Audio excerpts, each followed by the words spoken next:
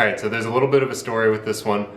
When I first started getting into art stuff way back, actually I don't even know when I got into this, but when I first started getting into it, I decided I was going to do some of these like cutout things because they were craftier. I started originally doing like woodworking things and then got more into painting, so this was kind of bridging that gap.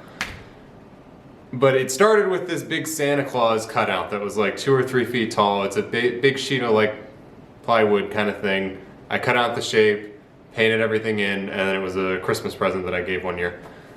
And since then I've done a couple other different ones, and I decided recently that I want to do some more of these and maybe try and sell a couple of them. So I'm going to be starting an Etsy page, probably. Yes, that's kind of the whole point of this. I'm going to be starting an Etsy page, and I'll get more into that later if you're interested. But for this one, I have a few pumpkin cutouts.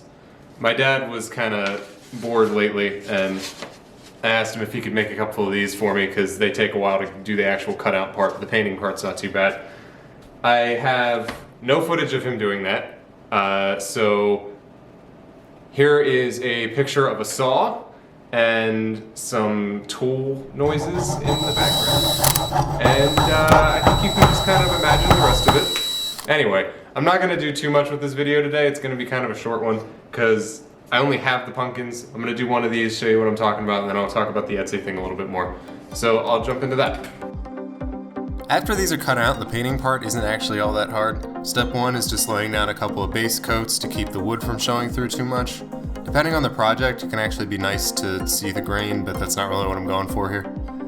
Anyway, next I mix together some darker shades of orange and wipe most of the paint off the brush so that I can kind of just aggressively smack on some of the shades. This is a good way to add texture to something quickly that's not like hyper realistic, but it looks pretty neat if you do it well. After that, I just kind of do the same thing with the highlights so that the pumpkin starts to feel a little bit more round. And then I wrap up with the same process on the stem, just a little bit greener this time. Alright, so let's talk about the whole Etsy thing while I start trying to take some artsy photos of this. Because you can't sell art if it looks like this for some reason. You gotta like have a plant in there, and I don't know. Anyway, I've been thinking about doing this for a while, especially since I've been building up more of these paintings after doing so many for the channel, and I don't really need all this art, which means that if you see something you like in another video, it'll probably go up for sale on whatever this page is gonna end up being.